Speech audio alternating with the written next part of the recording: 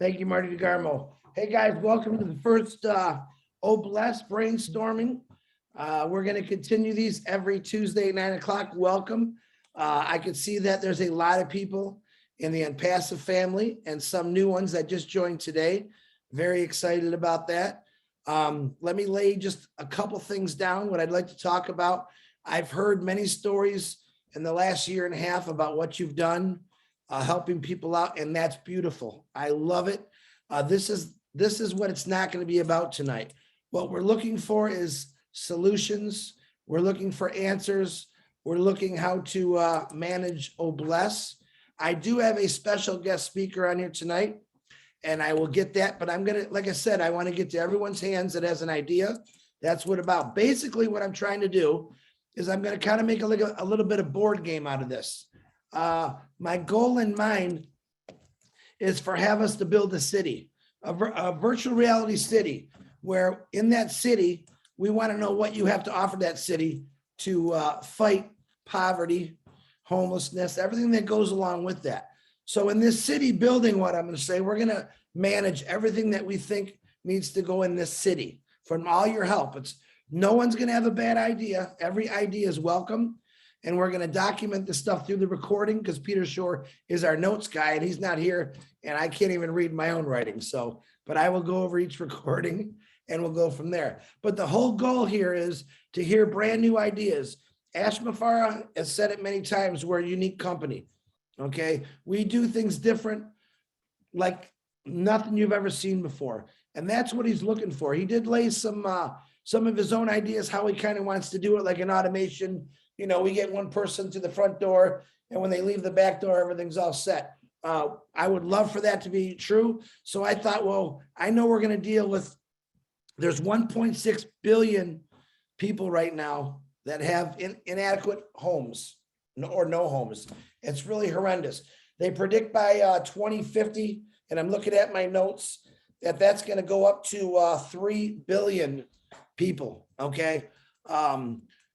We need to stop that. And I believe Oh Bless will, with everyone's dedication, hard work. There's people out there every day all over the world that need our help, that need Oh Bless. We all need Oh Bless.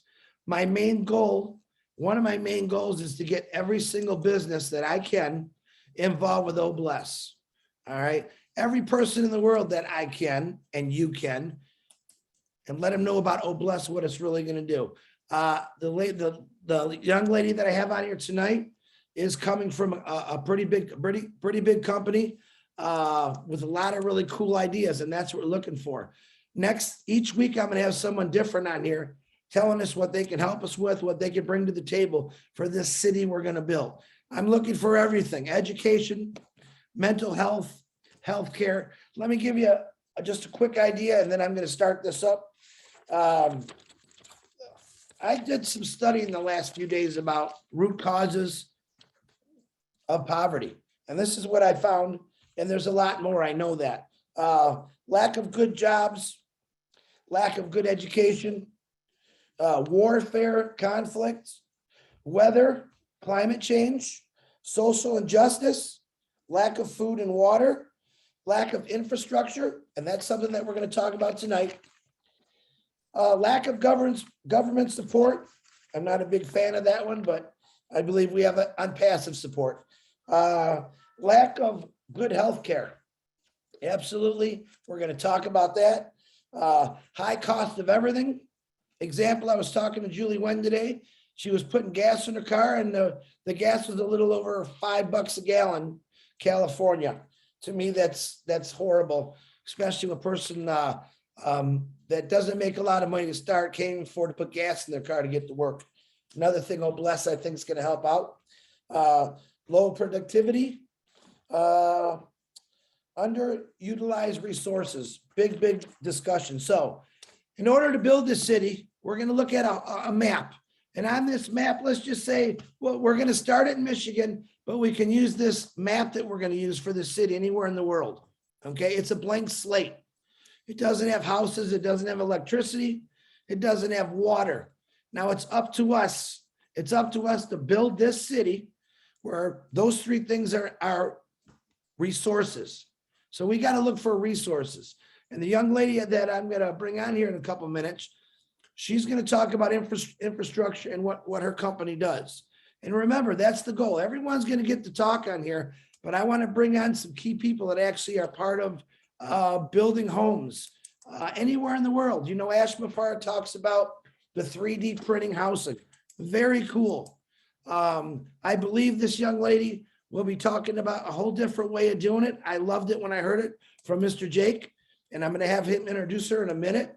To break it down from what I was talking with Jake is basically these homes can be built real simple, real fast. And when you're talking about 3D printing, which we're definitely going to use, I guarantee that, this is something where a company could send pretty much material just about anywhere in the world, and anyone could build these houses, and I'll let them break that down. So on that note, I want to welcome you all again.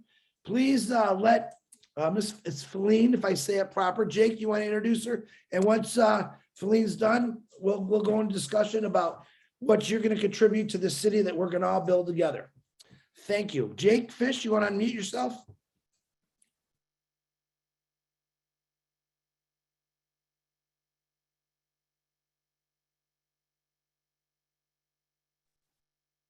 Jake Fish, you out there? Where'd you go, man? You didn't go back in the water, did you? With a name like Jake Fish, you would think he's a swimmer. He's actually a skier. No, I did not. My Zoom keeps cutting out on me. Can you hear me okay? Yeah, brother. How you doing, Jake? Uh-oh. I'm doing fine. Doing great, actually. Hey, Jake, do you want to try to turn your camera off and it might come in better? Jake, do you want to turn your camera off and maybe it'll make your volume or your sound a lot better? Hello. Oh, Jake. We lost Jake. All right.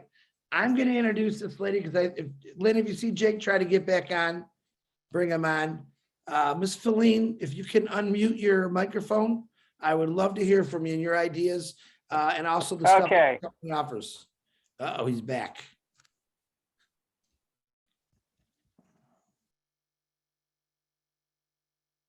Jake, did you come back? I got only half of it. Jake, I'm gonna go ahead and turn off your video, okay, Jake, so that your sound can go through. Really? Yeah. Okay. Feline and I have known each other for about 10 years, working together with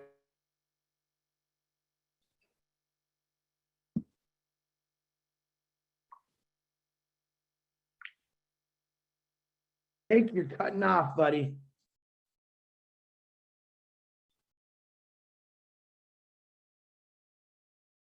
Feline, if you'd like to just unmute yourself, hopefully you have a good internet connection, and we'll get back to Jake.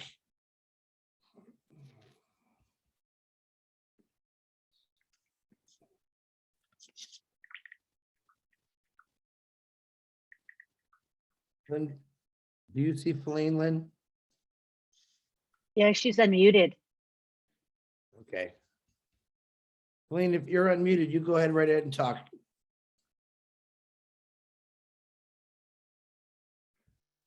All right, this never goes as planned, does it? Okay, I'm back. I had to change locations and get closer to the router. Feline and I have known each other for about 10 years. We met when I was working with the Green Builders Institute. And Feline had a marvelous idea of doing agriculture, but in a controlled environment. And we were thinking, can you mega size that? I mean, like huge. And she said, of course we can. So instead of me explaining everything, I would love it if, you know, Feline, she's the expert at agriculture or farms in a box, if you would say. And it can be controlled, you know, remotely and everything. So I'll just let her tell you what she can do. She is amazing.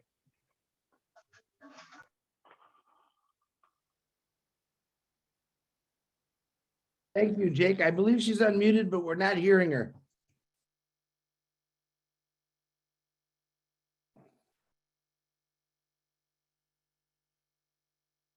Elaine?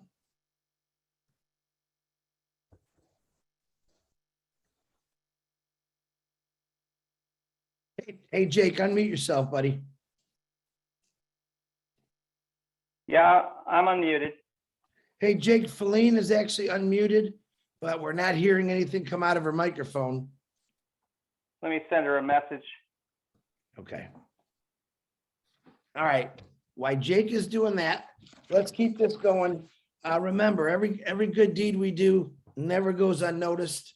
You know, on our last day, we can't take nothing with us.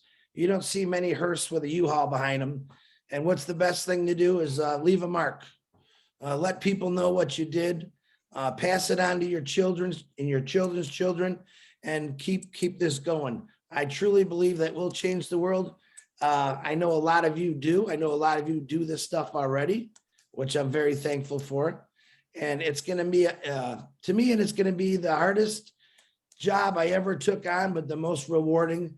And I know that I want to do this 100%. And I know I have a lot of people in this Onpassive family that has contributed in many ways already to Bless. They just don't really know it yet. By getting on a Zoom and letting us know how you feel. It's not necessarily always about the money, but it's about what you can do with the money. Remember, money can't solve problems. People are the problem solvers. Okay, you can give someone $1, but it doesn't really solve the problem. And that's what's happened in the last 100 years. Many foundations out there help many people out. And we still have this world hunger problem. So I think when I start studying it a little bit more, I understand why. A lot of it is because they don't have the funds. A lot of it, we have crooked foundations out there, and they make the other foundations look bad. We are never, promise yourself, we're never ever going to take advantage of Bless. Bless is going to be there for anyone that needs it 100% and 100% of the time. No matter wherever you have good, someone evil is going to come in and try to change it or do whatever they can for them. This isn't about any one of us. This is about all of us. And this is definitely about changing the world for the better. I've got many emails this week. I've called many people, talked to them about their ideas. Really good ideas. I'm hoping to hear some of those tonight. And I'm tap dancing here because Jake, how we doing? I sent her a direct message. So I'm Well, trying to. I'm sure she can hear us. Yeah. I tell you what, Jake, why don't you try to call her, and if someone wants to raise their hand and tell me about an idea they have to help build this city, and it's called City of Angels, and we do have a mayor in this city. Okay, guess who that mayor is? Nope, it's not me. Nope, it's not anybody. The mayor is called Bless, which represents everyone. Everyone's going to have a say. Everyone's going to be able to take action. There's not one person that's going to control one thing or the other. We're all going to agree, and we're going to conquer this. I believe so. William Norris, go ahead and unmute yourself, and let's hear what you got, buddy.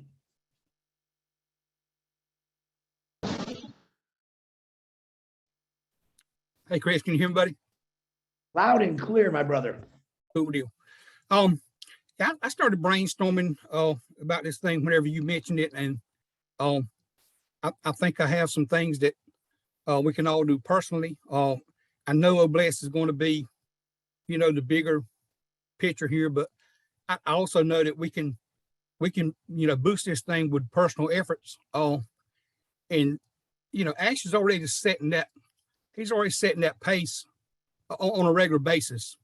So I think in excess of the fundamentally group help locally and worldwide, I think we can do some things that'll make a difference. First thing we got to remember is Onpassive will monetarily sustain us to do what I'm talking about here. I think each member needs to take it personal. Take it personal. We're a small local group. take the responsibility to find at least one person, one at a time, or family at a time, and not only help them financially, but in any area that they need, help. I mean, there's a lot of things, like you said, a lot of things that need to be done that money's not going to do. Number one, we can put these people into Onpassive, even if we have to pay for the subscription. I mean, like I said, Onpassive is going to equip us to do this. So, I mean, we can put that person into Onpassive and, make sure that they have some income at some point. We can help with the residency. We can help with food, home maintenance, mortgages and rent, any of the personal things that people need. And most of the time, if you talk with a person a little bit, you'll find out reasonably quick where they're lacking and what they need. And the reason I know that is I'm doing that now. I have a family that, and I've been doing it for a couple of years now. I have a family that they need help, and I help them when I can. It's not something that they depend on, but it's something that I do on a regular basis. And it just, I see it makes a difference in their life. Another thing is, a lot of people need some educational help with computer or informational stuff, like things that has to be done with Onpassive. I mean, you got to know a certain amount about a computer to be able to do the account functions, understanding the products, moving funds, any kind of activity that you're gonna actually do on a computer. And then there's the health and medical field. I mean, there's always somebody needing some help in that department too. And you say, well, do we have the time to do this? Absolutely, we got time to do it. We can make time to do it. Get out of our comfort zone for a few minutes. Every member in Onpassive can do this. And once we move that person or that family into the light, so to speak, or have them on their feet, we find somebody else, find another family, find another person. And by doing this, we can actually accelerate what Bless is set out to do, because we're going to be duplicating our efforts with these personal, assertions. On the Julie and Milo show on Saturday, at the end of the show, Milo sang a very fitting song for, Onpassive and Bless. And he sang, "I Did It My Way." And that was by the legendary Frank Sinatra, who is, he's probably world known. So, we can do this thing. We can do it our way. And we can help Onpassive, we can help with all kind of avenues. This thing will work. We just have to apply ourselves. Like I said, get out of that comfort zone, do things that we don't normally do. Or if we've been doing it, maybe just keep doing it. Because it'll make a difference. William? Yes, sir. That's all good. Let me ask you this question again. What is William Norris going to contribute to this city we're going to build to fight poverty? Tell me something that you want to do. What are you going to bring to the table for this city? Well, as I mentioned to you earlier on about what my capabilities are, and that still holds true. I mean, you have my resume, you see what I can do, and I'll be glad to help out in the housing part, the building, anything to do with the prep for it, because you got to pull permits, you got to deal with engineers, you got to deal with paperwork, and that's always a hassle. You got an environmental impact that you got to look out for. You have to do the paperwork, and I'm willing to do whatever it takes to make that happen. William, I appreciate that. Thank you very much. Well noted. I do have your credentials. Looking forward to build this wonderful city of angels with you, my brother. Thank you very much. Engineer Mike, go ahead and unmute yourself, please. Tell us what you got. What can you contribute to this wonderful city? Hello, good evening, everybody. Good evening, our leaders and everybody, leaders from all over the world. My name is Michael Ojong-Tambia. I'm a petroleum engineer. I'm a civil engineer. And I'm a Red Hat certified Linux system administrator. I've been working for 21 years in the field. I started off with road construction. Then I went to the drilling rigs. I was a rig drilling engineer. Then I went on to be a completion engineer on the rigs. Then now I'm a Red Hat certified Linux system administrator, and I'm an instructor. I've been teaching Linux for more than 6 years. I am certified. So talking about that, in road construction, I did the road that leads in Houston. If you know about the Houston, we have the Houston Toll Road and the West Park Toll Road. I worked in the inspection of that road for construction materials. Then I went on to Africa, then came back here. So I know a lot of people will bring a lot. So talking about the construction, I will be on the field, the measurements, the diameters, the whatever we want to take, I will be on the field with my white hat to giving my support in that city physically. Then again, being a Red Hat certified Linux admin and a certified instructor, I would like the people who are displaced, the people who have displaced, and they will bring them down to that city. I will teach them Linux for free. Okay, I'll offer them Linux classes for free. Okay, so it is a 6 months course. Within that 6 months, I will tutor them, then build them their resumes, teach them how to build those resumes, and teach them interview preparations, then also teach them how to get a certification exam. If you type on your computer now or your phone, check Linux system administrator's job near me, you see how many you have. It starts between $85,000 and $120,000 for 1 year. That's what they can get. So I'm bringing these skills to teach them to get a career. Thank you very much, man, for giving me this opportunity, Chris. Thank you, Mike. I appreciate it, Engineer Mike. Great, that's great. Noted, Michael. Thank you very much. Looking forward to working for you in this city.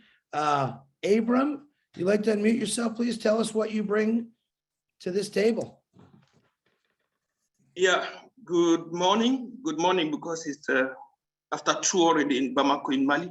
I'm in Mali in West Africa. Going straight to the point.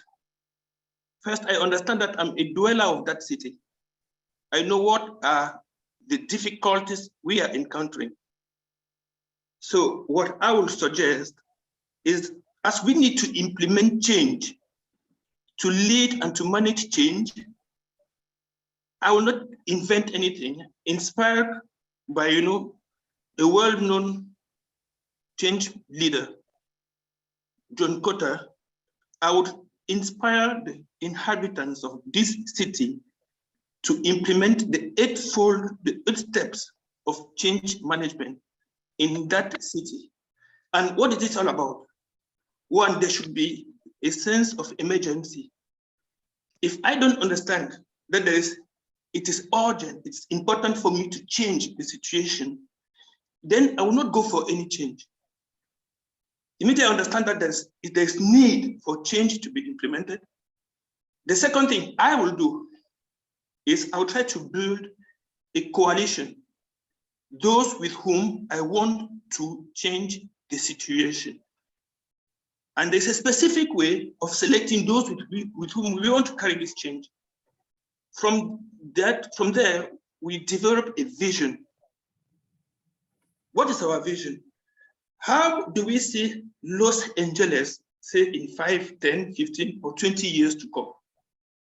And from there, we communicate our vision, both with the sectors with whom we want to carry on the change, or with all those who are not working necessarily in the sector, but may have a role to play. Immediately we have this internal and external communication. We try to identify what are the barriers, all those who will fight against us, who will not be satisfied that we are moving to this vision. And there are different forms of barriers. If we don't take care of barriers, our results will be very much mitigated. Immediately we identify the barriers, we give ourselves small, attainable targets, what we call small victories, things we can manage, things we can realize. In a short range of time, with the resources that we have, and immediately we have them, it will bring all those who are skeptical, those who don't believe in our vision, in our effort, it would make them understand that with some effort, some results can be attained. And immediately we attain those results, we need to compensate all those who contribute in attaining those results so that they should be satisfied, they should do more. And those who don't believe in what we want to do, they would understand that those who participate are compensated. And after compensating all those who play a role in attaining these results, what we should do now is try to institute, make sure that the new way of doing becomes a culture. So in a nutshell, Chris, I think through this, I would say this method, no matter the sector in which we want to bring the change, it can be agriculture, it can be energy, it can be health, it can be environmental issues, as you say. I think that this is a tool, well-structured tool, which we can use. Thank you very much. Thank you, Abraham. Well noted. Looking forward to working forward with you. Guys, so what we're here, let me get you back on track here. All right. So this city that we're building, the City of Angels, what we're building, we already know we talked to an engineer, we talked to a construction contractor. So we're looking at those two guys working together and maybe putting some roads and foundations in this city. Dr. Bill, you're next. Give me 1 second. So here's what I'm looking for. And it's hard to explain it. Ask Mufareh said, if you could push a button to end poverty, what would you do? Okay. Let's get those ideas. Mental health, depression. Why is someone homeless? How did they get there? Education, working as teams. We're not going to be able to put every person through the same door and walk them out the back door. Okay. We're going to need multiple facilities for every different addiction, mental health, depression, all the things that come with poverty. All right. Some of you people in here, I know you have skills, educators, teaching people how to build things, teaching young children, educating young children how to survive, how to grow food, many, many things. Dr. Bill, I know you're in the medical field and I'm dying to hear what you got to say, Dr. Bill. You go right ahead. All right. Thank you, Chris. Excellent effort tonight. Glad to see all my friends around the world here. I have a bit of an expertise in the medical field, so I thought I would stick to that tonight. And it just turns out that I was on the board of directors for the Good Samaritan Health Center for 8 years. And we took that thing from a fledgling health center to a dynamic health center with dental coverage as well as medical. And I think we might look at the model that we used. What we found around Atlanta was that there were a lot of failing health centers that people with good intentions tried to run. And they were, by and large, they were free medical clinics, free dental clinics. And they tended not to be able to break even enough to where they could keep their doors open. And so the model of the Good Samaritan Health Center had a low fee model. And when I say low fee, the average cost per visit was like $35 for treatment, medical or dental. And they saw 30,000 patient visits a year and did about $10 million in services rendered to the people that came in. And the people had to qualify as not having insurance and being someone living at the poverty level and having a need. So it was not just for anybody to walk in. So it was a true charity clinic, a low-cost clinic. And I think that model could be the one we would look at, since we would have some donations coming in from Obless. And if you tie people to paying for their visits a little bit, they keep their appointments. They value what they're getting a lot more than people who get things for free. And so that's a tried and true method that we found worked. And we did $10 million worth of business in the clinic with a small paid staff of doctors and nurses and administrators, and then a lot of volunteers. We were a training center for many of the universities and hospitals to train people, to give them externship experience. And so they were all glad, and everyone was a winner in that situation. So I've got the blueprints, the documentation of how to set up that kind of a clinic. If that was something desired, you could put one of those in a city and serve the basic needs for primary care. And you could enlist specialists to come in on a voluntary basis. You can't afford to bring in a specialist on a full-time basis, but you may find one, a couple of times a month. So we had primary doctors, primary dentists, nurses, PAs, people that were essential for primary care on staff with an executive director. And you have to have a good executive director to kind of manage the practice. We gave scholarships and charity to people who actually needed it and couldn't afford even the $35 or $40 that it costs to have a treatment. So that might be something available. And we have the blueprint, and that's about what I would suggest is, if it's been done, it's probably possible. And you do not want amateurs trying to run healthcare. That would never work. It's just a boondoggle. So you have to hire experienced help to run medical.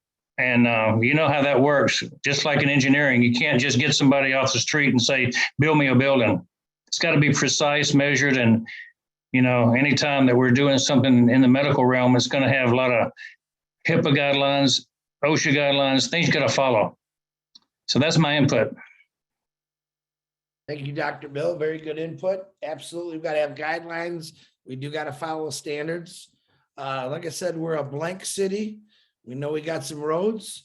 We know we got some engineers. We know we got a doctor of dentistry in the house. And it's a start. Dr. Bill, let me ask you a question. Now, how is that going to help poverty? Well, one of the biggest reasons for people to miss work is medical problems, headaches, toothaches, illnesses of different types. And so for people in dentistry, a lack of a smile prevents people from being hired. If you have a severe gap tooth smile, you might not be on the front line of any business in many countries. If you don't feel good, if you're sick, you're not going to show up at work, and you'll be fired if you don't show up enough.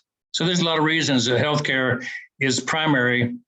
If your children are sick, your mom may have to stay home with them, can't go to school.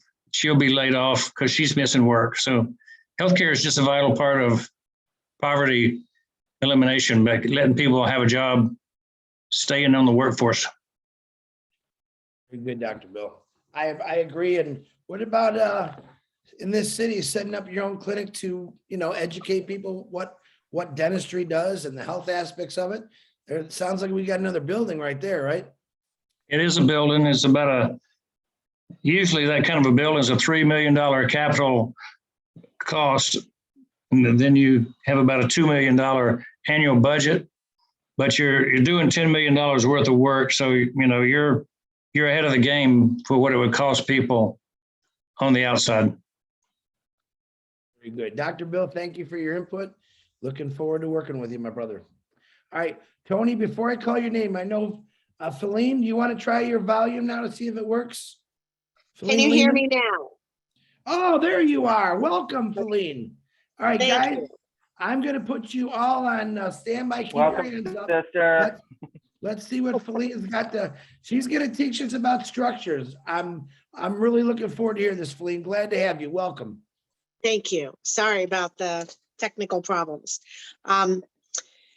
So my name is Feline Lehman. I originally was a real estate agent in Florida back in '91, went to work for a real estate developer in Palm Beach County, built 11 hotels with him, some apartment complexes, tough trees, golf courses, just different types of buildings. So I got into real estate development, and when he died in '08, I was diagnosed with breast cancer in '09, and I started looking into phytonutrients and getting healed by food.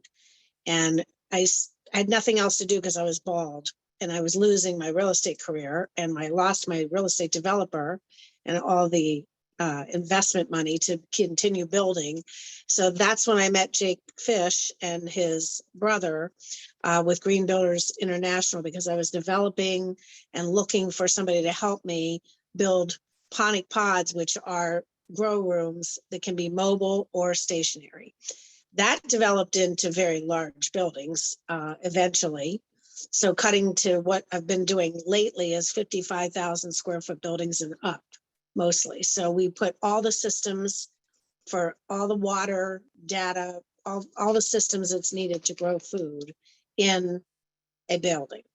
And I've also have experience with tiny homes and building the smaller ones, because through that industry, I've met a lot of manufacturers that are already building tiny homes. So we can have them shipped in like kits. I don't know if they're flat packs, and I don't know if Jake's explained it to everybody, but they can be shipped and assembled on site.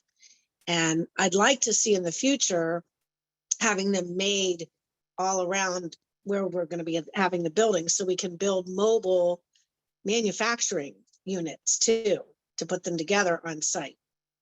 So there's a lot of things that we can do to, food, water, power, internet for the world. And out of these buildings, I don't know, Jake, did you receive the PowerPoint that I sent from Fidos? Would you like to share that PowerPoint, Feline? Yeah, I sent it to Jake, and he might be sending it on to you this week sometime, but I got it.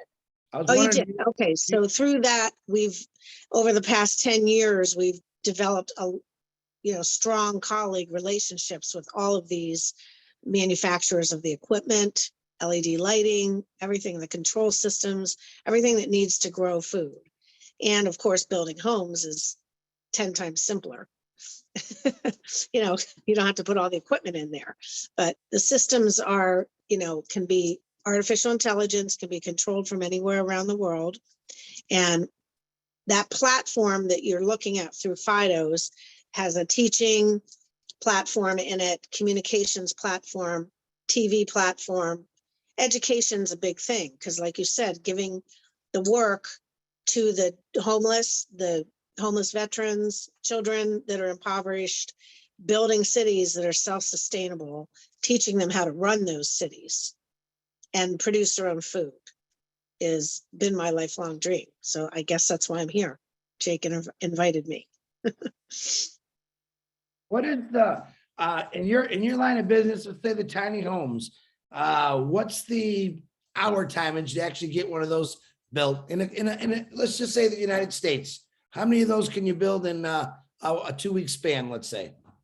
From manufacturing standpoint, at the factory, we could probably do 5,000 a week.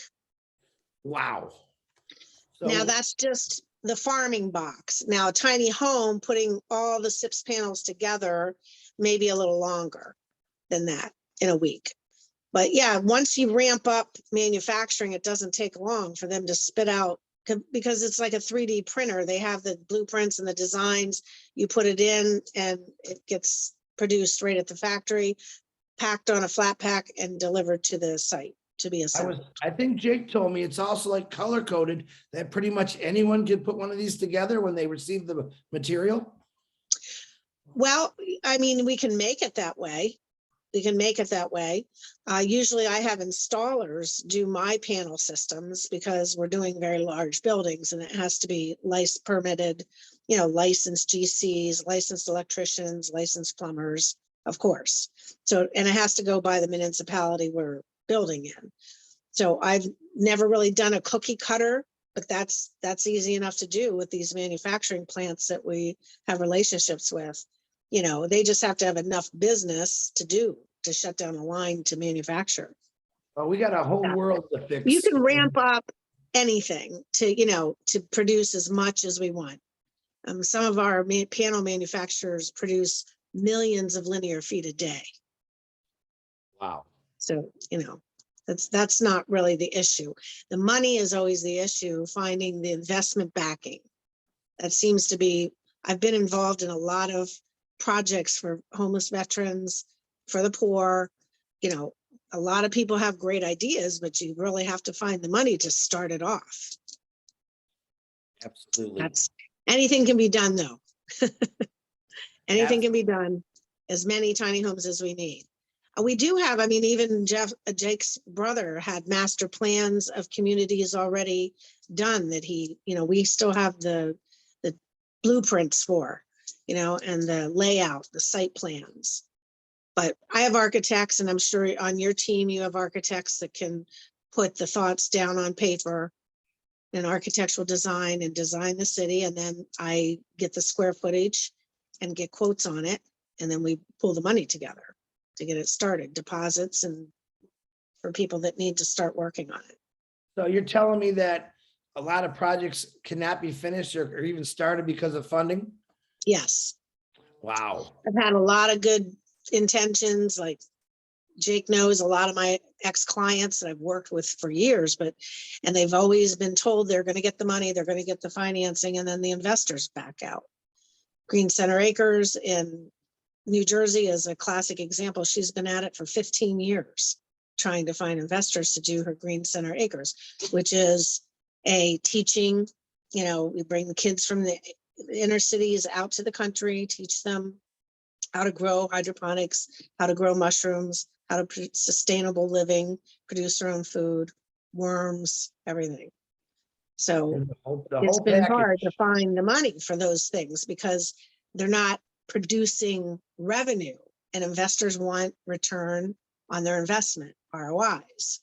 So unless there's, you know, a big return for these investors, it's been hard to find them to produce food, especially for the poor. So that's why I'm glad to hear that this company has that in mind, to do things to try to get the money to sustain these communities, to build them and teach them, be able to run the city. How many manufacturers are you connected to, you think? Probably between 75 and 100. And do you work all over the world or just strictly America? I've had a lot of clients from the Mideast, and I haven't built in any of them yet, but I have some people that are putting projects together for over there. Yeah. Some investors, connections that I've made through, they've come to me because of my United States patent. And the United States patent proclaims that you cannot buy or sell anything that's produced in my ponic pods in or out of the United States. So you can't like take food you produce in overseas and bring it into the United States because you're impending on the patent. But it's only a United States patent, but it is a great idea. And these smart farms can be controlled from anywhere in the world. And that's the future. These smart farms and sustainable living communities like Babcock Ranch down here in Florida, it's the largest solar city planned community in the world. And they're just starting it. They're in phase 1 now. It's amazing. You can look it up, babcockranch.com. So you're basically, you're a pretty green company, correct? Yeah, everything's sustainable, green, recycled, everything we use, no wood, very little concrete, only for the foundation and floors. But Jake's brother found some good solutions on even flooring that can surpass concrete in strength. We have companies like that. Again, if it's in the budget, we can build anything. I can pull anybody together to do whatever we want. Jake had mentioned to me that you actually build fiberglass shells. Well, they're structurally insulated panels. They can be fiberglass skins with an EPS foam or polystyrene or polyethylene foam core. And those panels are made in a factory and then put together like a tongue and groove on site. So they are like a puzzle piece and they go That's- together on site. Yeah, So, but so they're basically- engineered. Everything has to be engineered that's over my ponic pod size, which is a shipping container size. I have those engineered to go out as mobile units. I even can put them on chassis. I ship them all over from California to Arizona to Texas. So we're looking, number one, you hit everything on the head as far as what we definitely need to build our city to help the homeless. That's really what this started with, is the CEO of our company was talking about, let's get rid of homelessness. Many people have talked about the tiny homes or containers. The fiberglass panels is new. Well, I think Jake was giving me some information on the phone. He said something like a 3,000 square foot shell, just a shell of a home, maybe shelter for someone that just lost their entire home or the city from a bad storm. Absolutely. One of Jake's connections colleagues from the past, up in Indiana, he's been contacted by FEMA and produces those for disaster areas. So yeah, that's one of our manufacturers. What's that the we time are- it takes to build like a shelter? So let's just say 3,000 square feet. Well, that's the manufacturer I was talking about that can put out like 5,000 of those shells a week. Wow. Yeah, Well, you know can, what? if he gets an order from the government, he can produce like 5,000 a week. So you're basically my go-to lady when the disaster happens, or even for homelessness, we find acres and you can put up, 5,000 or 6,000 tiny homes in a pretty quick process. And all Yeah. you got to do is have the funds, correct? That's right. If you have the money and you have the architects working on those designs and get them engineered and stamped, once they get to my factories, my manufacturers, they can be produced pretty quickly. Wonderful. Oh, Now, yeah. you guys hear this? This is what I'm talking about. Now, I got lucky with this young lady through Jake Fish, who called me the other day. This is the kind of stuff that we need to help fix homelessness. Also structures for maybe Dr. Bill's $3 million building. Okay. Sounds like we could find better ways. There's better ways out there, unique ways. There's millions of ideas running through people's heads right now. I understand that. Feline, number one, I'm extremely excited that you came on and were able to get on the camera. Hey, Chris, can I ask a question? Go right ahead, Marty. Lance, is that how you say your name? Feline. Feline, Yeah. I got a question. It's very important to me. Where Yes. do you keep your cape? My cape? Yeah, you gotta be Wonder Woman. I mean, my Oh, gosh. So, I thought you were going to call me a witch. no, there's other people here for that. No, fantastic. I mean, what you said, you've got the whole ecosystem right there. I mean, it's mind Yeah, blowing. we worked And hard. I think because of Onpassive, the finance will not be an issue. We won't have the red tape. It will be, people want to donate. I mean, even if we all put in $1, that's $1 million right now. So you figure 10, 15, I mean, yeah, you blew me away. I mean, I'm leaving. It's always I'm gonna been, shut down. I mean, that's how real estate development is. You get these hotel investors, and we know a lot of those also, go to the networking meetings, and there's unlimited money out there. People have so much money, but nobody wants to do it without a return on their investment. Exactly. I've proposed Exactly. these smart cities, these eco villages for a very long time, and I have a lot of connections and a lot of plans for them, but it's hard to find the money. That's why when Jake said, well, I think we can find the money, I was like, oh, wow, I'm on. Let's do it. Oh, yeah, that was fantastic. Thank you. I Thanks, also Chris. heard, Feline, that when you found out about Onpassive, that you became a founder today. Is there truth to that? Oh, yeah, absolutely. Well, as soon as he told me about it about a year ago, but I hadn't spoken to him again in quite a while. But yesterday he called, and I was like thinking about it overnight. And then with this meeting today, there's no reason not to jump right in and get to work. Wow. Well, I'm looking forward to doing a lot of talking with you because I would invite you on to every show that we have. Like I said, we just found our infrastructure and what the possibilities are. We all know, like Marty said, where the funds are going to come from. As we get businesses like this phenomenal company that does this for people, you heard what she said. She's in contact with, 50 manufacturers plus. Imagine all those people finding out about Onpassive, what we really could do for the world. So, Feline, I appreciate your time. I look forward to talking to you very soon. And Lance, I do have the PowerPoint. Actually, maybe in the next couple of weeks, I'd like to have you back every time, show that PowerPoint. Let's see what you really got. And I know you sent some beautiful pictures and words. I would love people to see that, but I really appreciate you, Jake. I love you for making that call to me. Boy, you hit it right on the head, guys. I'm very excited, Feline. Thank you very much. Thank you. I think we have a superstar. I really do. Well, I don't know about that. She don't does walk away. have a cape and special powers. Well, Feline, we're looking Good for job. unique ideas. And the quicker you can build people shelters or homes, a lot more can get done. I know we're gonna have the money backing for this. Basically, I know who I gotta go to right now to get this done. And I'm really, really impressed of what you just talked about. I think you blew a lot of people away here thinking, wow, see, this is possible. Just look at one lady. One lady came out of the blue, came out of the sky with her cape, as Marty said.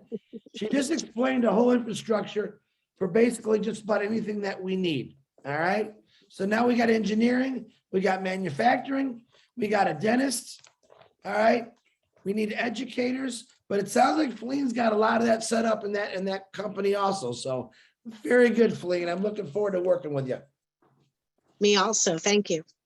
Thank you, Jake, and thank you. Jake, do you want to say anything? Why we got you voice working there?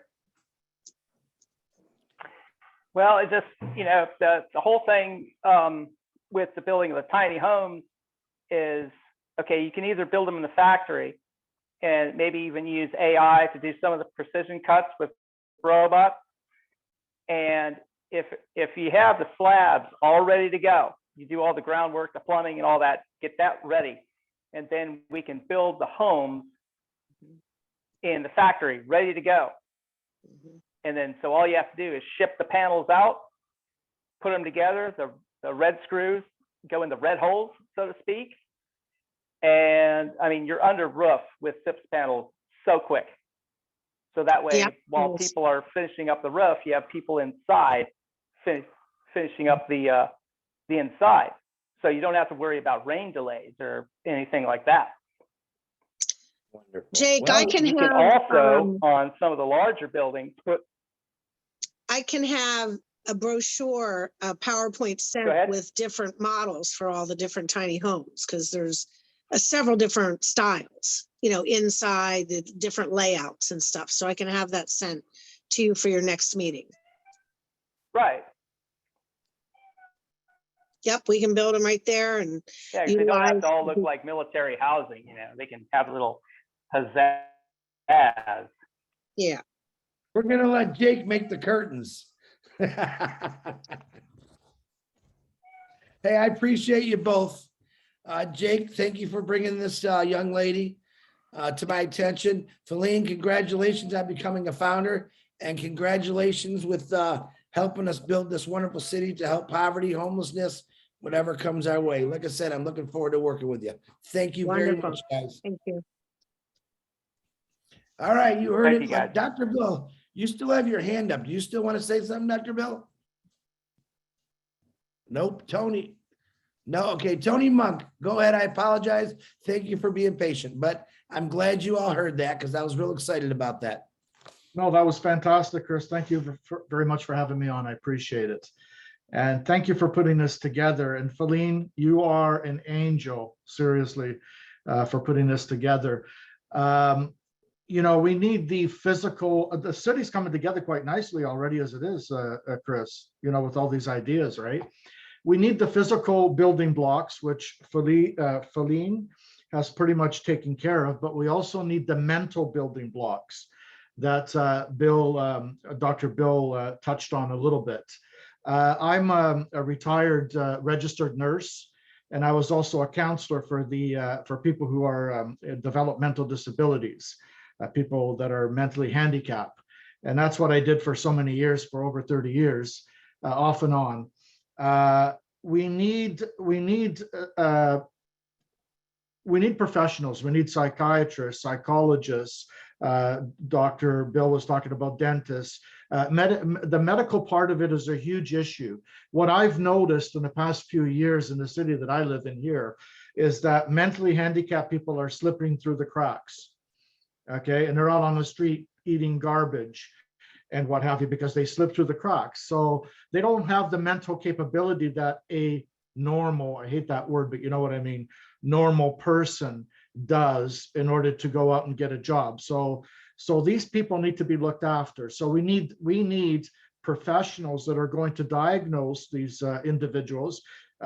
We also have mental illness as well. So one size shoe doesn't fit all. We have to make sure that we have the resources to help everybody mentally. And we also have to make sure that the city that we're building is sustainable enough to also create food, just the basic needs that we need, like water, clean water. You said that there's a mayor in this city. Usually if there's a mayor, there's going to be a sitting committee, right? Now we're going to be giving money to the mayor through Bless, but now we need to follow up on that money to make sure it's going into the proper hands and going into the proper areas, because a lot of the problem sometimes is that governments will get money from certain agencies, or they're supposed to have money to give to certain agencies, and they use it for self-services instead. Right? We need to put people in place that are going to serve the people and not serve themselves. Right? And that's very important. I think that's extremely important. So somebody needs to be on the back end of the receiving part of the finances that are going through. The finance is not a problem. We have the money. With Onpassive, we have the money. We just need to put the physical building blocks together, which we have already with Feline, and the mental building blocks as well with the doctors and psychiatrists and nurses like myself and counselors and people that you need to diagnose these mental illnesses and to find out whether people are capable of either working or not, because a lot of mentally handicapped people cannot work because of their mental abilities, right? So these are the structures that we need in place. So we need somebody, we need a committee, and that could be the angels, Chris. It could be the angels, a committee through the angels that will make sure that the mayor or the mayor's office is distributing this money where it needs to go. Okay, because I've seen a lot of criminal activity in my field. There's an agency that's supposed to be looking after the mentally handicapped, and they fired them all a few years ago because they were putting money in their pockets for bonus, and they weren't putting the money towards where it was supposed to go. So a lot of this goes on. So we need some sort of a committee to make sure that the money is going into the right hands and the structures are being built properly and so on. We have the right people in place. So that's all I wanted to say. My contribution would be as a nurse and as a counselor, and I'd be working with, which I have in the past, with psychiatrists, psychologists, doctors, nurses, just to make sure that if these people need certain medications and healthcare, I can help provide that as well. Thank you, Chris. Wow, thank you, Tony. Excellent, excellent. Love it. Tony's absolutely correct. Everything's got to be watched and bless, guys. You've heard for years, everyone paid $19 a month to this company, and they sent food overseas to some people that are starving, and they found the food rotten in the warehouse. Bless. And I'm going to take personal charge of that, and I don't care where I got to go. If Felina's sending houses to Jamaica, for all I care, Philippines, this guy's going to be there to make sure it gets done. Absolutely correct. Where there's bad, where there's good, there's always bad. And that's up to every one of us. Committee people to do the right thing. So Tony, much appreciated. Looking forward to working with you, brother. All right. On that note, I want to listen. We're past the hour. That's okay. If you guys don't mind staying on, I don't have a problem staying on. I want to jump to, because of Tony, what he just talked about, and I'm not picking on specials. I want to go to Novi or Novi. She's in the house. I know, because I know she could touch on some of the stuff Tony talked, and that is mental health, drug addictions. So Novi, if you can unmute yourself, please. Can you do me a favor? I'm sorry, I just got a phone call and it just interrupted my whole service. Like you guys are coming in real low. Can you maybe call somebody and reconnect and come back on? Yeah, go ahead, jump out. We'll bring you Oh, I back can on. barely hear. Yeah, Chris- just give me 1 Chris. second. I'll come right back on, okay? Okay. Chris, this Gotcha. is Thank Judy. you. Do you mind if I was up there to go next, but somehow I lowered my hand. I No, just Judy- wanted to make a couple comments if I could. Judy, absolutely. Go ahead. Okay. It sounds like everything is really working out well with buildings and, the medical, all the different things put together. One of the things that I've noticed about the homeless is that they tend to stick together. So I feel like we need to get a community together. So my vision is kind of like the tiny houses are great, and then your buildings and kind of circular or somehow where it feels like they're in a community and people help each other. We could get volunteers that could come in and do life coaching so that we can find out what is going on with them. Because if they're mentally ill, then we know that they have to go get a medical service. But if they're just people that are down on their luck, or people that have been abused when they were young, or all of the different issues, if you bring them into a community where they feel like they're loved and cared for, and then you teach them how to sew, to do crafts, to do automotive, to do technical kind of things, that gives them something that gives them a purpose, because otherwise they're never really going to heal, because they're just down on their luck and now they're victims. And so to get out of that victimness, you've got to have some reason to want to live and to want to become a better person. So I'm thinking I would love to volunteer, to get volunteers together to do these different things in the community, and even the growing their food, everything, to where they're involved and they're with their friends that they will become friends with. So I say, that part, I really would love to do that. Absolutely. Sounds like Feline's got to build us another building in our city for an educational building, teaching many, many people. Judy, absolutely love it. I will get with you because I like the idea of building a community. I don't like calling things boards. I don't like that word, board of education. I don't like that. I really like the sound of community. So Judy, I will get with you because I love what you had to say. And I know what you're going to contribute to this wonderful city. Judy, thank you very much. You're welcome. All right, Miss Novi, I see you're back in the house again. Go ahead. Yes, hi, good evening, everyone. So again, I'm so grateful to be here with you guys and these topics at hand. And a theme that I find very common, that's with everybody that came here said something that was that was really, really important. The common thread is about, first of all, transparency. You got to have transparency, like as you mentioned, you mentioned about money going to buy foods overseas, and there's a warehouse with rotten food. How about, at least there was rotten food. There's some places where the money never even went to anything, you know what I'm saying, but to people's pockets, you know what I'm saying, to contribute to their own personal wealth, but I think about having people like Oblast, having communities like I live in New York. Okay, for everybody that live in New York, you know what I'm saying, we contribute to a certain kind of program here that has, like, maybe you got to know the resources, because I forgot the gentleman's name, he mentioned it too. Like you have certain programs that's made to help eliminate wealth, poverty, but yet and still they found a program, the money was going into their pockets. So no, you got to have transparency there, and you got to figure out who's the friends of Onpassive, of Oblast, who's the friends, who's the foes, and who's the frenemies, people that appear to be down with Oblast, but really They really is to find out what our initiative is and see how they can go against the purpose, because they don't want to see us eliminate poverty. That's not, a lot of people really don't want to see poverty eliminated. You know what I'm saying? Serve the purpose. A lot of people are employed to eliminate, are in places to eliminate poverty. It keeps them working. You know what I'm saying? Like addiction. Let me tell you something. When I was in detox, I went to detox, a bad heroin addiction. I was strung out on heroin, strung out on crack. And I went to I graduated, I have a PhD, I graduated from college with a cum laude. I graduated with a 4.0 GPA from college.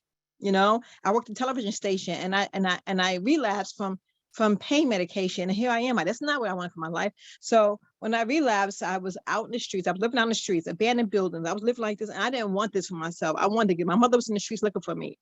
You know, she finally got me, because one thing about addiction, once you start off in that course, it's like, it's not an easy course to stop. I found myself in this finally in detox, and I really wanted to get help. And, you know, the people there, they put you in a situation where, so heroin is one of the hardest things to get off. Opiates, as you see, the streets right now is plagued with it right now. It's really, really hard to get off it because it's a physical addiction. A lot of people in the streets right now have this physical addiction with opiates, fentanyl, oxycodone, Xanax sticks, all these things right here, opiates, because once you do a certain amount of time, you are addicted to it physically. And to get off of it, I'm telling you, it's like hell. Trust me, I've been on a floor in Rikers Island in prison, throwing up and vomiting, and because I'm going through withdrawals. And then as soon as you get to the streets, it's, let me get to the dealer again, because I want to get straight. So I'm saying, but when I got to the detox, you know, these people, they gave you something only to calm the withdrawals down. But when I left out of there, I said, I'm still sick. Then they supposed to help me get rid of the addiction, you know, to help me with the withdrawal. So I leave out of there clean with a new perspective. I wanted in my mind to be straight, to go on my new path, right? Because I had so many opportunities and offers, but I couldn't, because I still had that addiction. I was still going through it. I was still shaking when I left there. So the only thing I could do was go back to the streets to count me another bag of heroin. And the same thing kept happening over and over and over. And when I went there again, the doctor was like, so you back again? I was like, yeah, I'm back again. I told you that I was still sick. You know, and I had a meeting. I asked, and I talk with you guys, and I really have a talk with you guys. I goes, you guys don't care? Like, you know, let me stay in here longer. No, it's only for a certain amount of time. I go, but I'm still sick. The problem is not fixed. So my point with all that is, and I made them review it. My mother even talked to them. So the thing is this, there's people that don't really care, because you know why? The door's going to open back up. I'm going to go back out there. I'm going to use again. And guess what? I'm going to come back again. That's called job security. And a lot of people in a lot of different places, you know, they depend on people like myself that's an addict. They depend on people, you know, with jails, come back to jail. They put people in a lot of positions where they come out of jail. They're supposed to have programs for people that were formerly incarcerated. A lot of those programs don't work. I've been through those programs too. They don't work. But I'm a person, I have drive and determination. I'm not. So whatever I do, I speak from my heart. You know what I'm saying? So I always say what comes from the heart goes to the heart. And I've helped a lot of people in the streets to get themselves in a better position. You know what I'm saying? So when you're talking about helping people get up from poverty, you got to have people that's vested in here. Okay? That really care about people, because people have heard it before from other people. They got people that go around New York City on the train station to get people. That's a new initiative, Eric Adams, to get people off the trains. Taking them where? To inside a center and stuff where they're gonna be treated like dirt, because most people don't want to smell them, they don't want to see them, they don't want to talk to them. People need to be assessed. What is their mental problem? Not everybody's gonna go into the same place. Assess what people are mentally. Assess what people are, you know, emotionally, physically. There's so many different needs that need to be met. And if they're gonna do this, we're gonna have to have a program in place to assess people mentally, the emotional problems, the physical problems. Where do they need to go at? Where do we need to start this person off at? And I really suggest that we have mentors, like real mentors that really, really care. So there's going to have certain components. They have to really, really think about structure in this, different structures of this thing right here. It's not going to one thing that's going to solve it all with this. You have to have several components and the social workers and all that. But you got to have people on the ground. I mentioned something about angels. You got to have people on the ground that really, really care and go, no. I know there's been people before, but this is different. This is like nothing you've ever heard. Okay. And you got to have people on the ground that's tried and tested. I'd be glad to interview people like myself to help get people off the streets, that like people like myself to talk to people on the streets that, you know, show them like, no, this is different. Come on, we got you. We got you. We got you. And those tiny houses, those tiny house programs, they work, but it has to be incentives too to help people see, no, you're gonna have to put some work in here now. You know what I'm saying? You have to, we're gonna invest in you, but we need you also to invest in you. And sometimes some people, they so gone mentally, they can't even interpret that. So we got to get people their health together first here. We got to get them right here. You know what I'm saying? People, yeah, I'm sorry, I'm talking too much, right? No. You're hired. Oh. All right. Sounds like you know who to look for. You've lived it. I'm thank God every day to see people like you that went through something like that and actually openly talk about it. You're the kind of person that I want, because you've already lived that life. You knew how to change your life.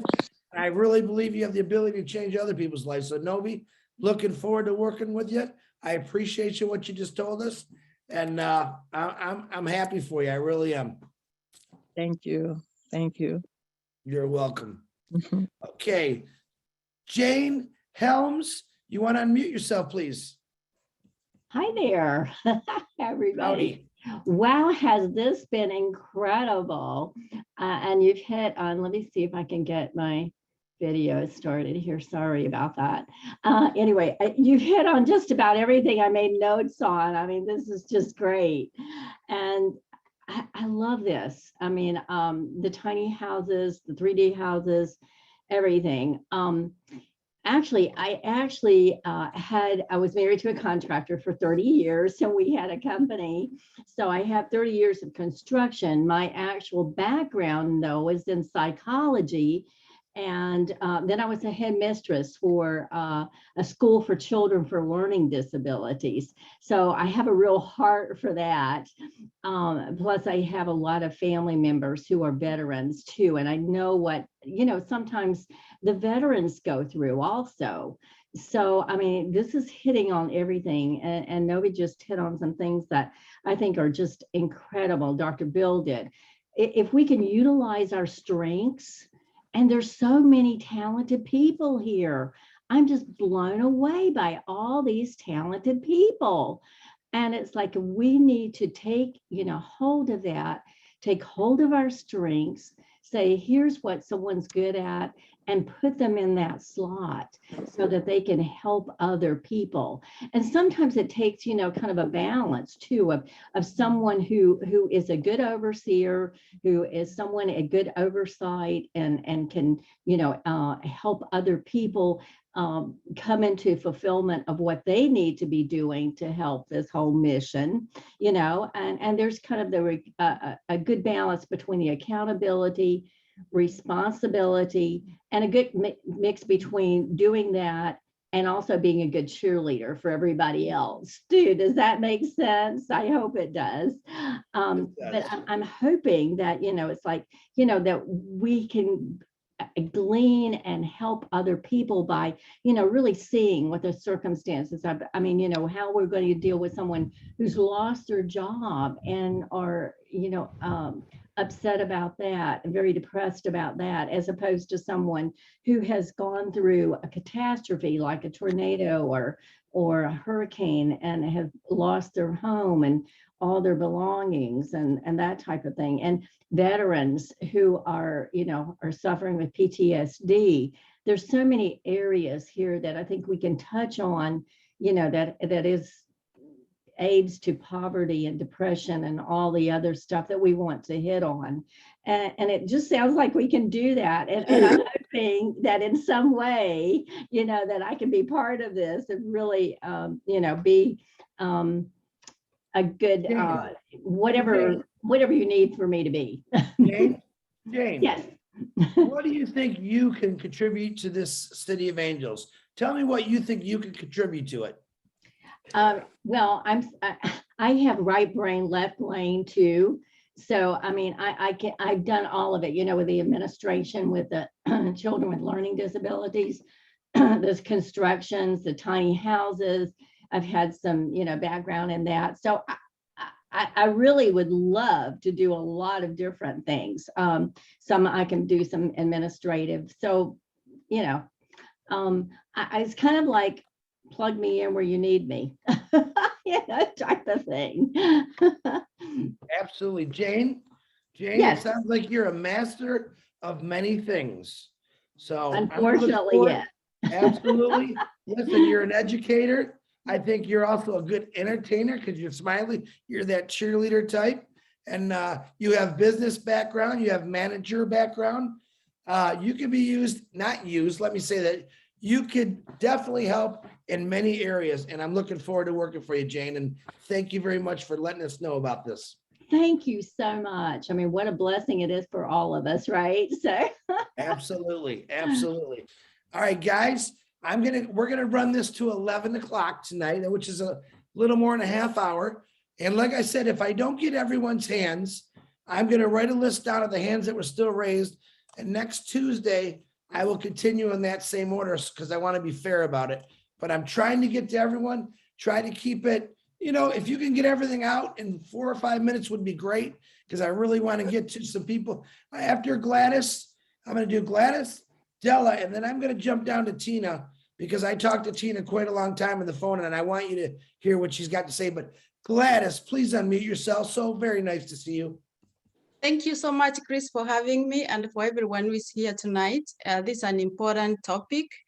And what I can do is from the passion, because I've seen, having worked as a registered nurse and I'm still active, I see that many homeless people end up coming to the hospital because they are not able to keep up with their doctor's appointments, take their medications, and live in a way that they can try to control lifestyle diseases.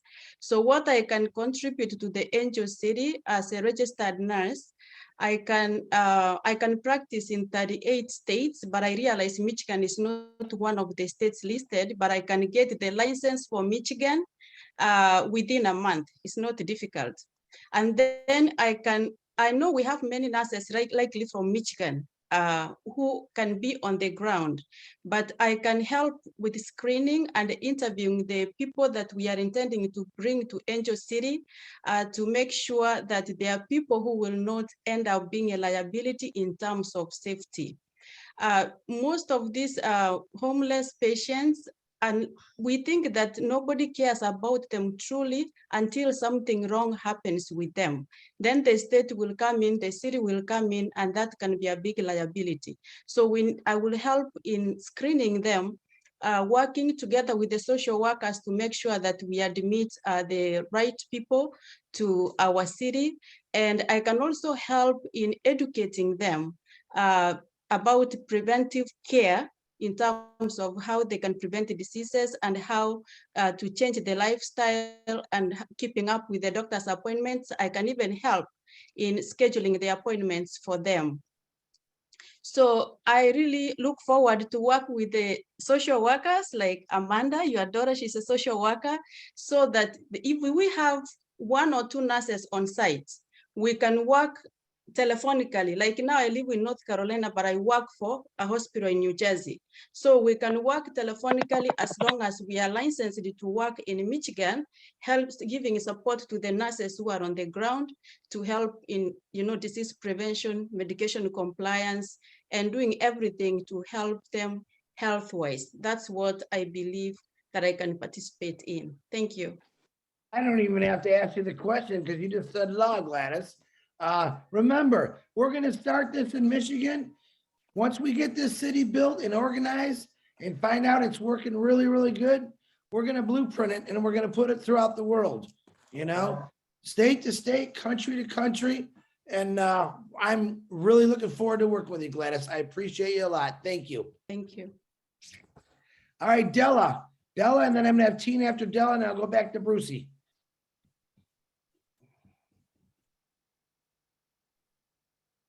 Well, Captain CJ, I hope I'll be hard tonight.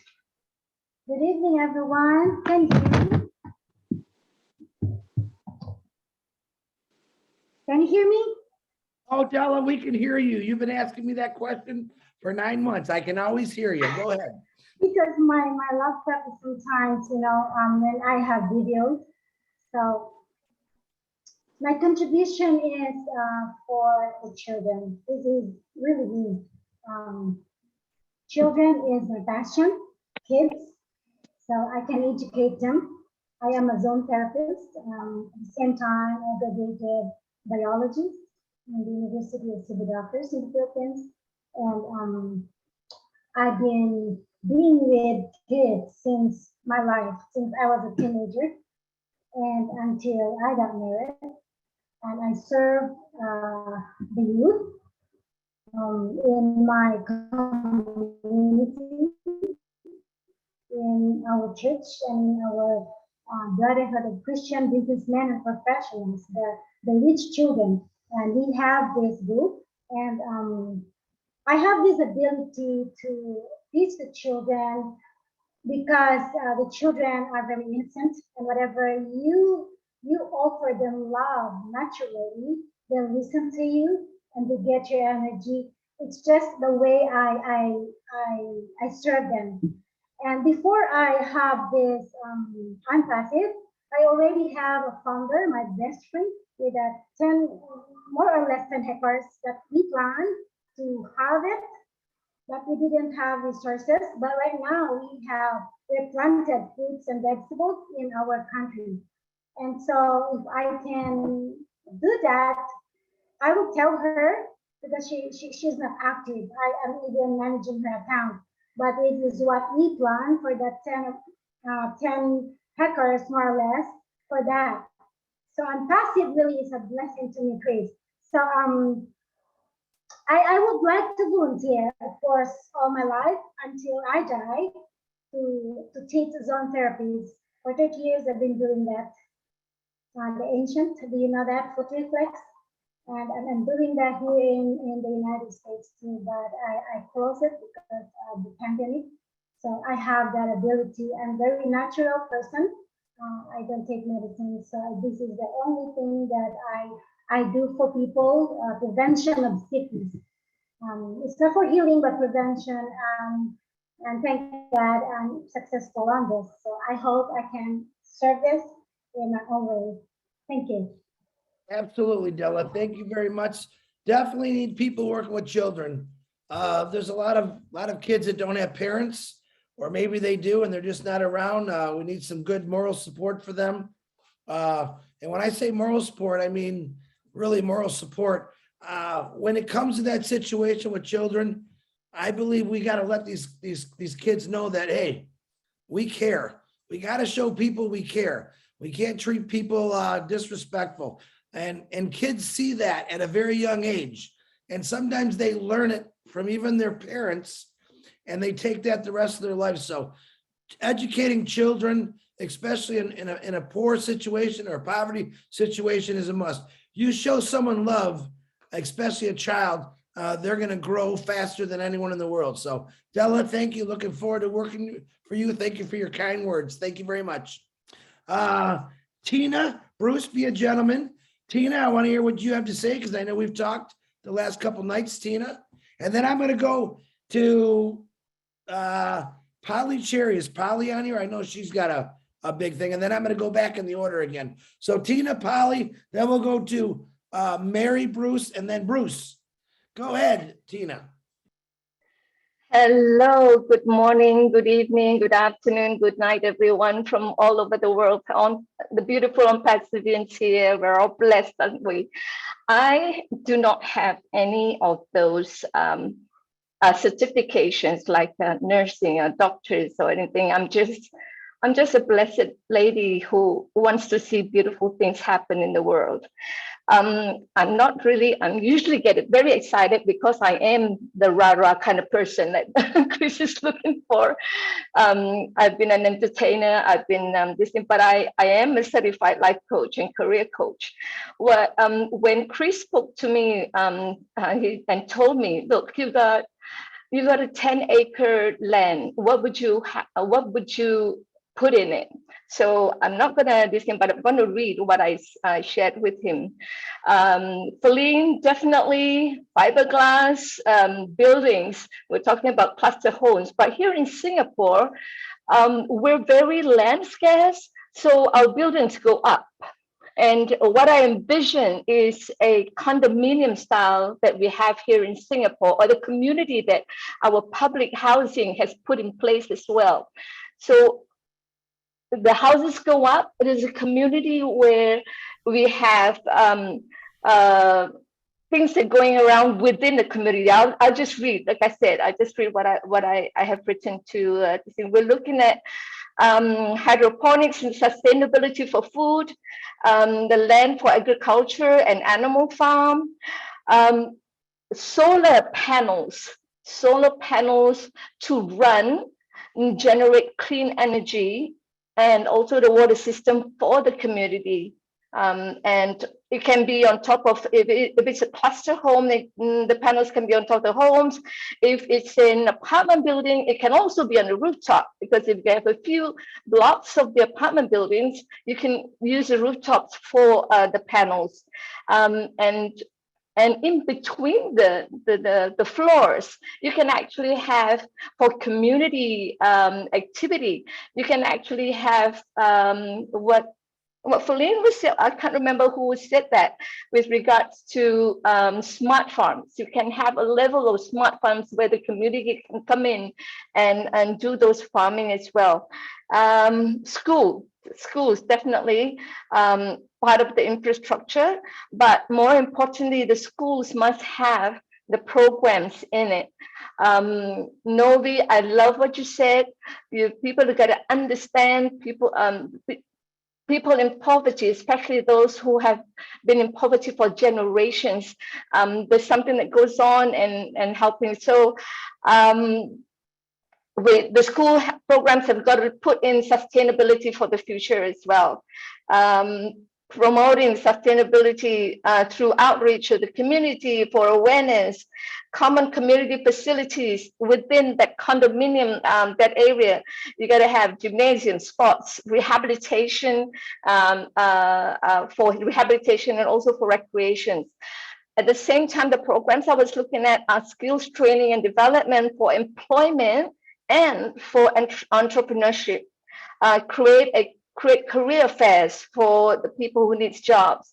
Collaborate with corporates under the community social responsibility projects, where the corporates can give scholarships or taking the students for internship for future employment.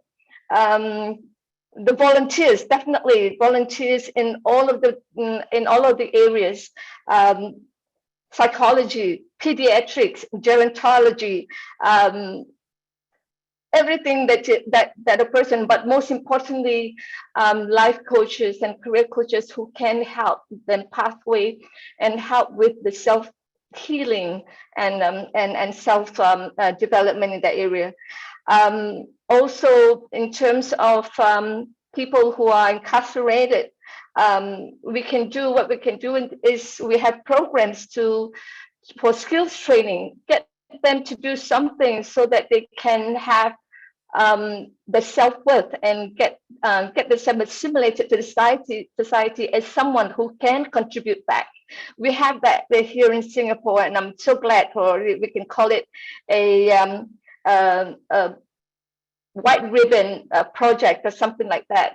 The inmates, before those who are about to release, can get certifications in life coaching. That's a good area for them, because they've been in there with the heart, and also in fitness, because they do that while they're in there, they keep themselves fit. So out there they can get certifications and go out and get mentorship with the companies or fitness centers that have there, to get them come in, mentor them, and then if they want to start their own fitness centers, they can go ahead. So we're looking at what I'm looking at is really empowering the people in poverty to be able to discover the self-worth and and get assimilated to society. And for all you know, definitely they'll definitely contribute back to the society themselves. Thank you very much. That's where I have at the moment. Chris? Tina, that was a lot real quick, Tina. Thank you very much. I have you all documented. A lot of you have sent me stuff. I'm saving it all. So don't think I'm ignoring you. I have a lot of people that I have to call back. But Tina, looking very forward to working forward to you. And remember, guys, as we build this in Michigan, start off, there will be different rules and regulations to every country, but I promise you, we will work around those rules because nothing is going to stop Onpassive. And Tina said everything's built up. Well, she's in the right company because Onpassive is just going straight up. So, all right, I want to call Polly Cherry, and then I'm going to go back to the order because I know Polly is also another angel who does things way before anyone ever asked her. But Polly, go right ahead. Good evening, everyone. Thank you for having me here, Chris. Okay, so there are a few things I truly, truly love doing in the community. And like Chris said, I've been doing it for so many years. I stopped working in the corporate about 2 years ago. So I have a lot more time on my hands. I don't like to be bored. So the best way I can give back is serving the homeless.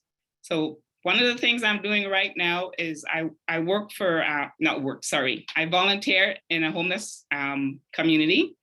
And I wake up about 4 o'clock in the morning and I go and I serve them breakfast. And some of these clients, once again, you don't even know their background and their mental, situation. So just by saying good morning to them, how are you? Did you have a good sleep? That truly puts a smile on their face. And once I ask them that question, they'll smile. Then I serve them their breakfast, and say, have a good day. So I do that about 3 or 4 times a day in different homeless communities. And I really, truly enjoy it. Okay, so my contribution is maybe in this city that we're building, Chris, we'll have restaurants, of course, right? And I would like to be able to, serve maybe breakfast. Actually, breakfast is my favorite. So I will serve in the breakfast, in the dining room, because I truly love to meet people, talk to them, and treat them like a human. They are human, just like us. It doesn't matter, what background they come from. They are human beings. Okay, so that's one thing, Chris. So you can put me down for that. Another thing. Go ahead, Polly, hold on. Before you say that, you made an excellent point that a lot of people don't see. In this city, everyone's going to feel normal, even when they don't think they are. So a lot of love has got to go into this. Restaurants, you realize there's some people that's never even been in a restaurant. So excellent point, Polly. Go ahead. I apologize. It's okay, no problem. And another thing, I love fashion. So we also need a fashion department or a clothing department, right? So I would like to be one of the person that, when they come into the department, Chris, service them, find out, what they like and dress them up, so like a little, well, I was gonna say like a Barbie doll, but scratch that, you know what I mean? Just, help them in that way, because also what I'm doing is I volunteer at my church. Every Monday I go there, right? And I'm in charge of the clothing department. So they would come in and they're able to choose free whatever items they like, and every week they look forward, to coming there, and they can come every week to choose clothing items. Sometimes it's sad because we don't have enough clothing, for kids or for larger size, no offense to anyone, larger size, clients. So that kind of breaks my heart. So definitely that's the need too as well, right? So. Absolutely. Polly, yeah. I think you're an inspiration. I think you know how to bring people up even when they're at their lowest moments. So someone said it the other day, and I forget who said it. It was Mike Ellis. He said that Ash Mufareh is a server of people. I believe that many of you on here are that same way, but Polly, that really shines in you, and I'm really looking forward to working with you. Thank you very much, Polly Cherry. All right, let's go back to Brucey. Go ahead. I apologize for jumping on the line, guys. I'm trying to get everyone in. We got like little less than 15 minutes. So Brucey, go ahead, but I'll get everyone on every week who doesn't talk, I promise I'll get you in there to talk. Go ahead, Bruce.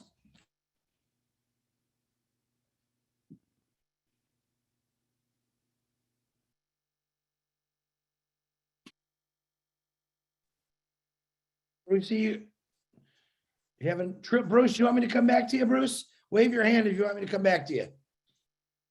Okay. Mary Bruce, you any relation to Bruce? Mary Bruce? Go ahead, Mary. What you got to bring to the table? No, I come from a different country and everything. I'm down here in Australia. Just very quickly, my history is cosmetics, has been for many years. I grew up in the industry, and my contribution to our beautiful city would be so teaching self-esteem. That entailed a lot of beauty therapy that I did, and well, I worked all over the world with it, but people, you know, people lack a lot of self-esteem, and I think there's a big need to rise people up spiritually and through books and self-esteem, you know, telling everybody every day that they're lovely, they're beautiful, look in the mirror, you're beautiful, that sort of thing. Also to in our lovely city, so I'd love a school with that, where we'd help with beauty. Beauty's part of it, beauty, fashion. Polly, I think you and I could do well there.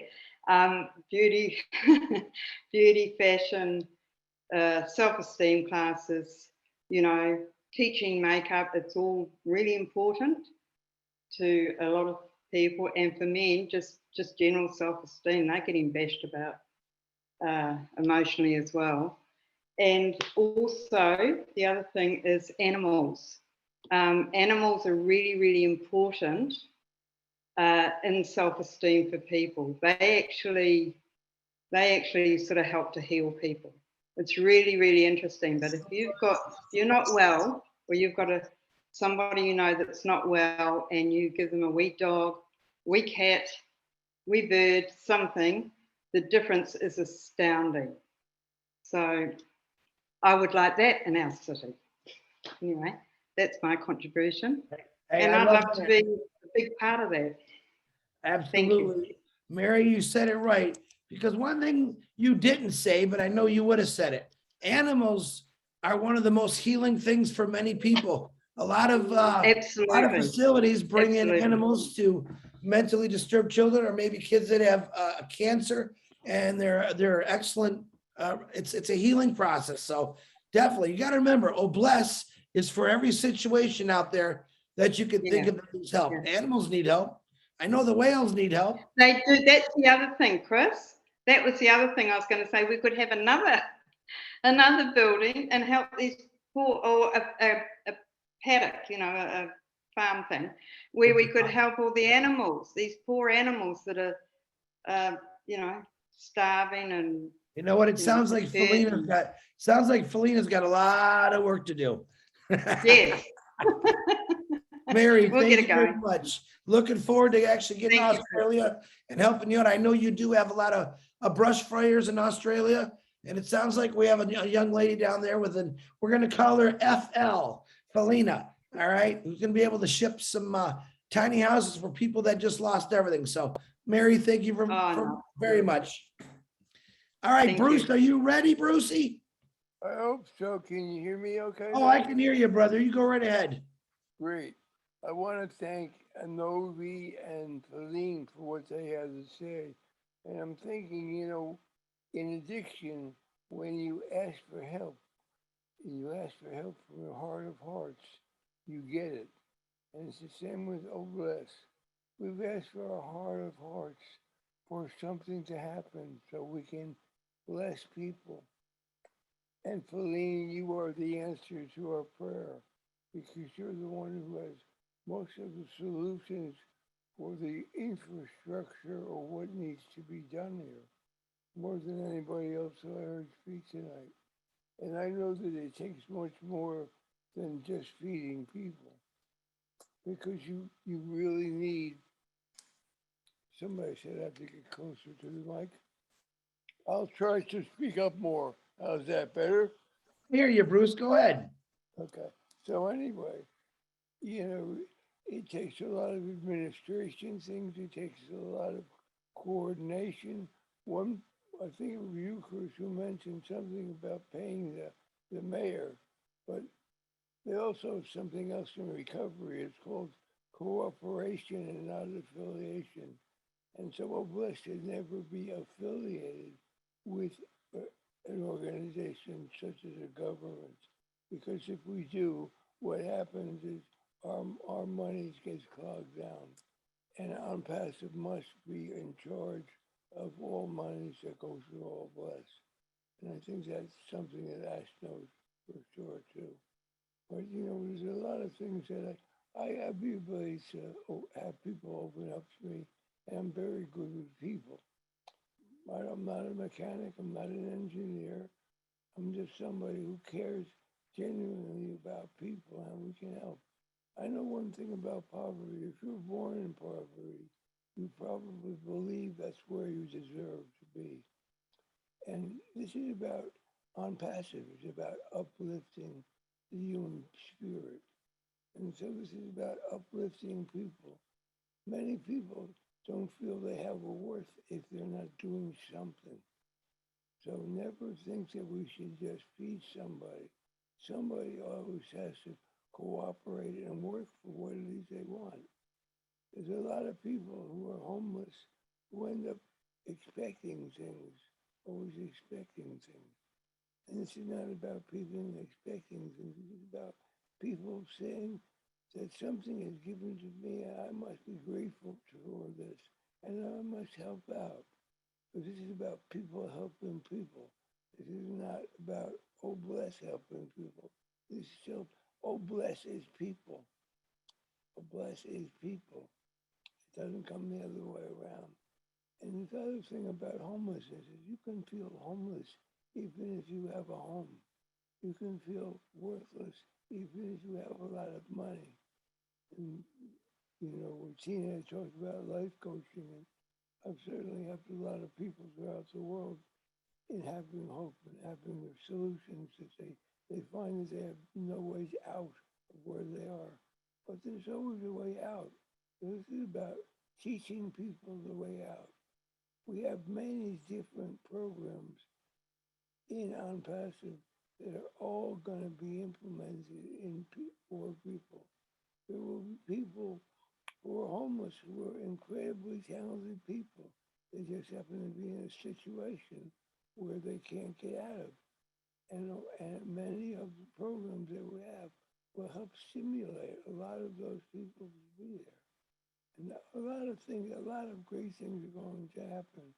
And it always takes, I see one building that has many functions. It can be divisions of it. It can be many different things. It doesn't matter what I think. What matters is what the experts think. Because I'm basically stupid when it comes to how to make. I can't do plumbing. I can't do electricity. I can't do any of those things. I need an expert for that. Dr. Bill had talked about, a lot of the health things and the dentistry and all that. And all that has to be taken care of. There isn't a single thing that does not need to be taken care of. There is a saying that always says, if you don't have your health, you don't have anything. Well, that health includes your mental health, your physical health, your emotional health, and your spiritual health. And those are the things we uplift here in Onpassive. So however this is going to work, we're going to do great.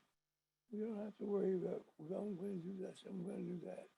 Everybody has to listen to what it is their heart tells them to do for the good of humanity when it comes to Onblessed and Onpassive. So Absolutely. I wouldn't know I should shut up because there's a lot of people who should not hear. Thank you for letting me circle. I hope I was clear and to the point. You were good, Brucey. Thank you. Listen, you're definitely going to be one of those people at the front door because you're an excellent person. You got a big heart. And definitely right around December 25th, I got a real good job for you. You got to wear a red suit, though, with that beard. All right, Bruce. Thank you. Okay, we got a couple minutes left. I'm gonna let two more people talk, but don't no one leave yet. I want to take a picture of all the hands that are up, so I have a running order for next week. So Sylvia, very patiently, thank you for waiting, guys. I apologize, but you're a lot of good stuff. Sylvia, go ahead. Say what you gotta. What are you gonna contribute, Sylvia? I know what you got. Tell us. Okay, Chris, you just got me. Thank you so very much. This is a great webinar with a lot of inspiration and motivational thought.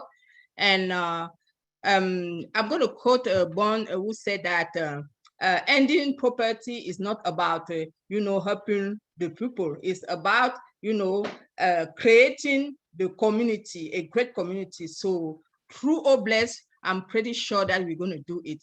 I'm looking at the human being like, on his holistic approach, meaning what we need to look at a man like a whole. We need a physiological aspect, psychosocial, emotional. So Obless will help us, give us already the tools, to come up with the physical need, the basic needs, which are shelter, food, and so on. Now, as a registered nurse, my contribution will be to look at the psychosocial aspect, because we have a lot of people stressing out there because maybe mental issue, or maybe they don't know about themselves, they don't know what to do, who to see, and so on. So that is going to be one of the points that I'm looking forward to work with you, with the Angel, Chris. So, as a nurse, the main part is teaching and educating. I would love to teach and educate, providing support to the needed, make them aware of the state of health, because many don't know where to address the problem. So I'll be eager to listen to them, to work with the team, the collaborative team, like, social worker, case manager, and, everybody, so we can come up together and help a human being, on his entire health issue. So that is going to be one of my main focus, not the least. Of course, we have a lot of points to do, but I will be willing to help in that point, the healthcare and teaching, educating, working with social worker, collaborating. Thank you so very much to end there. Thank you, Chris. Sylvia, thank you. Definitely looking forward to working for you with all your talents.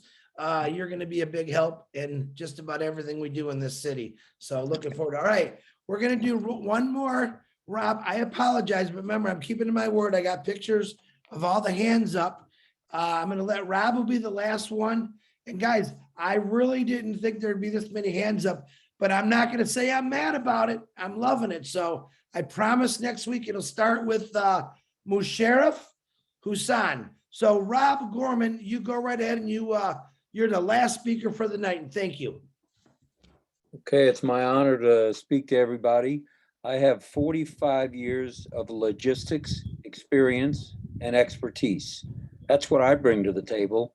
I'm going to help Onpassive in our virtual world and then our real world move everything, whether it be food, water, people, small houses, big houses, whatever you got, we can get it moved. I can negotiate contracts. I can make sure that trucks, trailers are where they need to be. And I'd love to have that opportunity someday as we go. I think without logistics, nothing's going to happen. So we need to have money, and then the logistics, and then good things are going to happen for everybody that needs it. Rob, you're hired.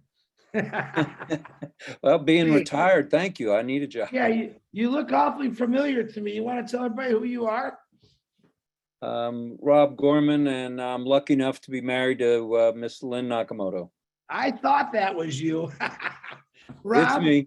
I'm definitely looking forward to working with you. I had the honor of talking to you on the phone last week when we had our situation, and you helped out big time, and I know what you can do.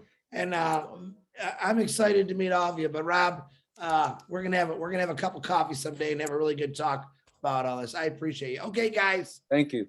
I only was supposed to do an hour. We did 2 hours. I want to apologize to all the people that still have their hands. I have your picture. Okay. It's late. I know some people have to go to work tomorrow. I appreciate every one of you. Next week, 9 o'clock, we'll be doing the same thing. I'm going to ask you this. There's a couple people that I didn't get to that I wanted to hear speak, which was Daryl Cook, Janet Butler. I apologize, guys. I will get you in that lane next week and we'll get it going. But any one of you know anybody that know like a Feline, all right, or a Polly Cherry, and they've dealt with homelessness and poverty. I want to hear them. I want to hear what they have to say, but I definitely want to hear what you all have to say. I appreciate you. I love you. We're going to actually do this. Now we're going to go all the way to the top, but we're going to take a bless farther than the top. Remember, we already know we're part of a business that's going to make history. All right. We're going to change history. We're not going to let it repeat itself anymore. Let's go forward and keep going. I love every one of you. And again, I apologize. I will get to you guys next week. And let's keep this going. You guys have a wonderful evening. Unmute yourselves and say your good night. Love you too, Chris. Bye, guys. Bye-bye. So much. We'll see you next week. Bye, everybody. Bye.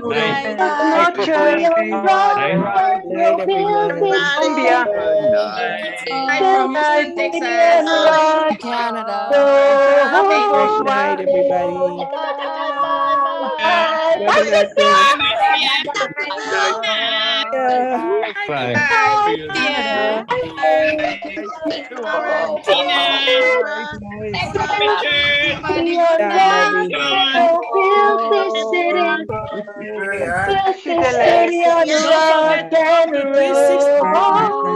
Onpassive 360 tomorrow.